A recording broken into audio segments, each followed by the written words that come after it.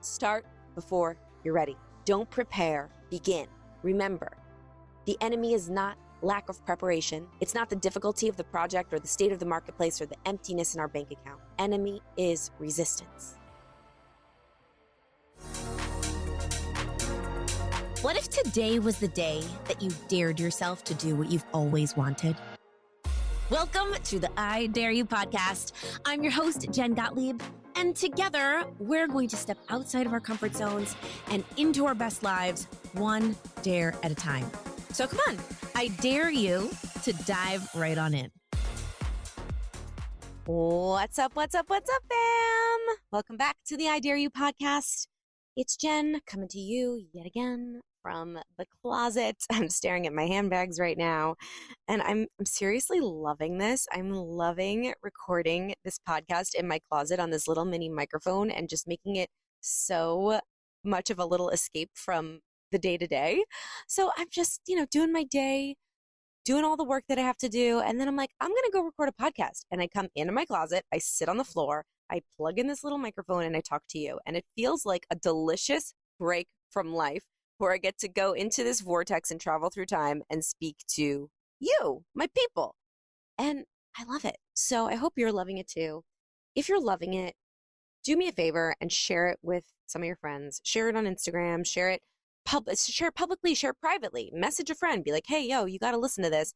Because I truly believe that if you just expand your mind for at least 20 minutes a day and listen to some form of content that tells you or incentivizes you or motivates you or challenges you to do something a little bit differently than you would typically do, you're going to do that thing and then you're going to get closer to accomplishing your goals. And at the end of the day, that's what I want for you. That's why this podcast is called I Dare You. I dare you. I dare you to step outside your comfort zone today and step into the life that you want. I dare you to do that one little thing today that could change everything for you. So today we're going to talk about this one thing that is probably keeping you from getting what you want. It's this one word. It's really one word. It's a concept, but it's one word that used to hold me back from taking action towards my goals. Because I thought that I had to have this thing completely figured out before I took action, and I was completely and totally wrong. And that one word is how. H-O-W. How. Okay? You don't need to know the how. Here's the thing. You're never going to be able to completely formulate the how and the plan perfectly of how something's going to plan out and how you're going to do it before you actually do it. Because when you accomplish the thing that you want, I would guarantee you, if you look back to every single thing you've ever accomplished in your life that was a big accomplishment, the how is probably ended up being a hell of a lot different than what you thought it was going to be when you first mapped it out, right? So one of the things that holds us back from taking action and doing those baby steps that will bring you to everything that you want or that specific goal that you want is saying, I don't know how I'm going to do it. I have to plan out how I'm going to do it before I get to do it. The problem with that is that you could spend your entire life planning the how. And then you get trapped in perfectionism and analysis paralysis, and you need to know the perfect how, you need to have the perfect plan, and there's so many options, there's so many decisions, and you give yourself so much time for fear to come back in and tell you, well, you don't have the perfect how in place, so you can't take action on that thing. You can't even start until you know how. Okay, well, clarity is not created through thinking about it. Clarity is created through action, through motion, through movement. So the way that the how is created is by doing, and maybe sometimes doing it wrong, sometimes messing up, sometimes veering on the wrong path. But then that is how the how presents itself. You're not going to know the how. So when you're manifesting, like a lot of people listen to my content because they want to learn how to manifest, or when you're just trying to achieve a specific goal, if you find yourself saying, but how am I going to do it? I need to know how. I want you to stop yourself and throw that entire concept out the window. I want you to acknowledge the concept. Okay, I'm normal. I'm a human. I'm sure I'm worrying about the how, but I know that that is just a form of fear, right? A form of my subconscious mind trying to keep me from taking action because I think that I need to know the entire how, everything planned out. I need to be completely certain before I can do anything so that it turns out perfectly exactly as I hoped. But here's the thing. It's not going to turn out perfectly exactly as you hoped.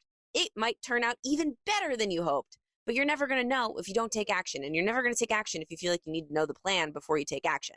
So you can plan a little bit, but the key is to just do the first step.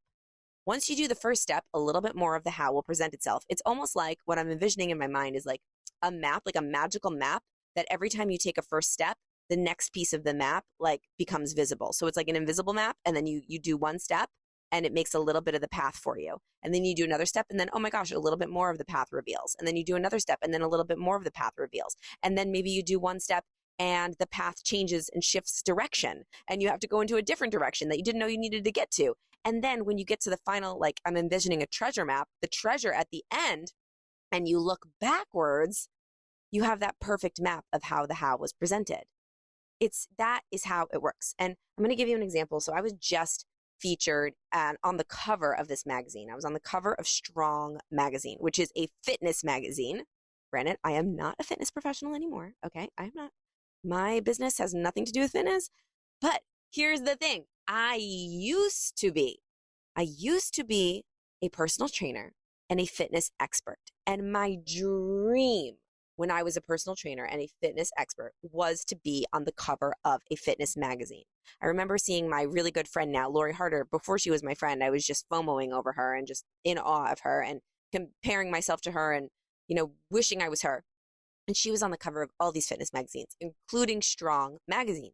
And I would be like, oh, if I could only be on the cover, that's my one wish. That's such a dream, like to do a cover photo shoot. So every year on my birthday, I write down the amount of wishes for the amount of years I've been alive. So like on my 20th birthday, I wrote down 20 wishes plus one for good luck. My 21st, I wrote down 21 plus one for good luck. Right. So every single year for as long as I can remember, one of my top wishes was to be on the cover of a fitness magazine. And then it morphed into the cover of a magazine, any magazine. And here's the thing. I did not know how this was going to happen. I had absolutely no clue how I would end up on the cover when I wrote down this, or when I envisioned it, or when I would, go on my wonder walks, my manifestation walks, and think about holding the cover, holding the magazine with me on the cover. I had no idea how. I just kept saying yes and kept opening up my mind to new opportunities, to be able to see the opportunities, and more importantly, to be able to take action on the opportunities when they present themselves. I had no idea. I always envisioned that I would end up on the cover of a fitness magazine because it was going to be talking about me as a fitness professional. But here's the thing. Here's what happened. It was even better than I could have ever imagined.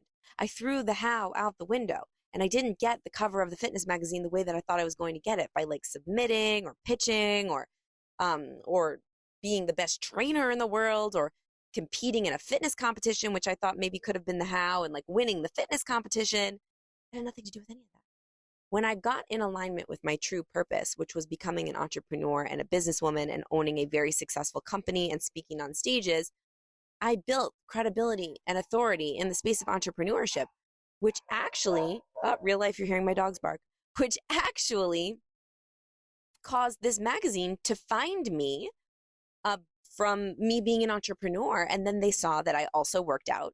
And I got into a conversation with the amazing woman that runs the magazine. And we decided that we were going to train together and I was going to be on the cover. And here's what ended up happening. The magazine didn't write about me in fitness, like as a fitness professional, and learn from Jen and her exercises and the way she eats and all of that. The title of the article was How Jennifer Gottlieb Builds Her Body and Her Bank. And the whole topic of the 6-page spread that I got inside this magazine was about how I use working out to give me a better mindset so that I can be better in business and make more money. And so it featured my company and me as an entrepreneur and a businesswoman and a speaker, and how I keep my body healthy and I keep challenging myself and pushing myself past my comfort levels in the gym, and that helps me be better in business. So the article was exactly as it was supposed to be. But back when I was a fitness professional and back when I was a personal trainer, I could have never told you that that was going to be the how I was going to end up on the cover of a fitness magazine, ever, not in a million years. And if I would have tried to figure out the how, it might not have happened. I wouldn't have gone on the path that I did and gotten it this way. I would have probably messed it up somewhere. I would have probably tried to control the outcome a little bit too much somewhere. But because I was just open to it happening in any kind of a way that it happened a lot, way, way later than I thought it would happen, right? But it happened exactly as it was supposed to. So because I was patient and I just kept opening up my eyes to the opportunities that presented themselves, I kept meeting new people, connecting with new people, following my bliss, getting myself on stages, creating credibility, producing content. It all works together. It made me noticeable. It gave me the authority and the credibility that I needed for someone like that, for a magazine like that, to say, you know what, we want to put you on the cover. And then because I had all of that experience, pushing past my comfort levels in the gym and knowing that, okay, I'm not in the gym anymore to be skinny. I'm not in the gym anymore to prove something to anybody. I'm in the gym to practice being uncomfortable every day and to push myself past the levels of comfort. And because what that does is it helps train my mindset for business when I want to have uncomfortable conversations, or when I need to ask for help and it's difficult, or when there's uncomfortable business moments. I am equipped because I know I practice going outside my comfort zone every single day, and it starts in the gym. So little did I know that that was the article. Okay, so the gift keeps on giving because I was on the cover of this magazine, and now I own a PR agency, and we have the capabilities to get our clients and our mastermind members and our attendees of our events and me onto billboards in Times Square. The Strong magazine cover was then on a billboard in Times Square. Now, if I would have tried to manipulate this situation when I was a personal trainer and hustle and get myself onto the cover of the magazine, it would have never been on a billboard in Times Square, which was a magical, unbelievable moment. Another moment that was on my wish list and my manifestation list that I'd always dreamed of, looking up. And when I was a kid, I would walk through the streets of New York City on our trips to New York, and I would look up at the billboards and I would envision seeing my face up there and be like, oh man, that would be so cool. And I got to have that moment. Did I know how that moment was going to happen? Did I map out exactly how? No, I had no idea how. You have to forget about the how. If you try to manipulate the how, you're messing with the universe's plan for you, because the universe has a plan for you, and it is probably much different than what you could ever conjure up for yourself. So when you are sitting here, and if you're listening to me and you're thinking about that big goal that you have for yourself, whether it's to be on the cover of a magazine or on a billboard or on television, or maybe even it's just a personal goal that you have for yourself, and you're thinking about accomplishing that goal, but you're like, I'm not even going to try because I don't know the how, and I need to figure out how I'm going to get there. I need to know my plan, my strategy. What I want you to do today, and what I'm daring you to do, is to let go of knowing the how, is to surrender to the universe, and just know that if you consistently wake up every single day and do at least one thing that could move you closer to that goal, not knowing the how, just maybe one action step, maybe it's reaching out to one person, or maybe it's whatever it is. I don't know what your goal is, but maybe it's just like doing one Instagram live or one Facebook live, or producing one piece of content, or writing that one email, or writing that one page of your book. One step.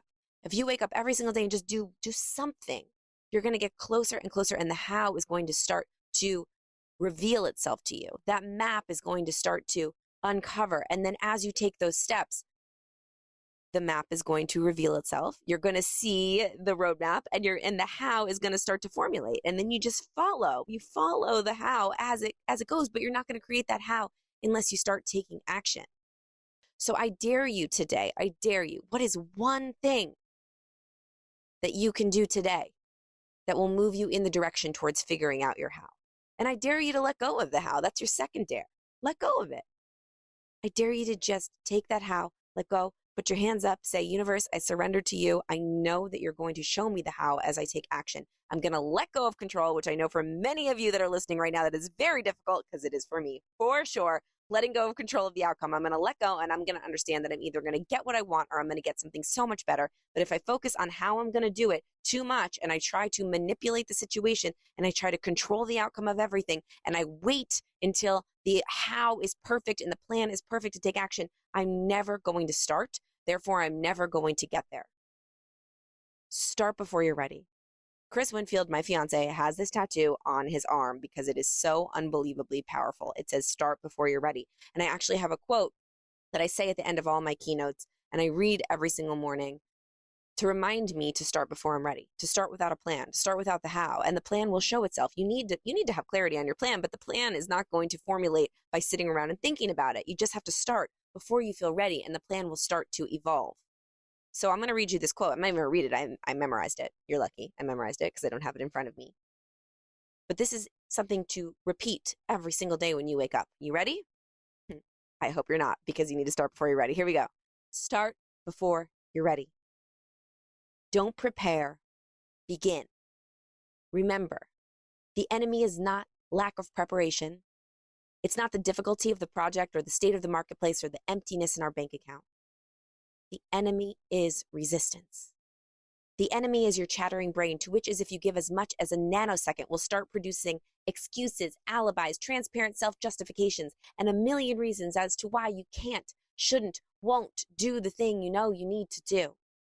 Start before you're ready.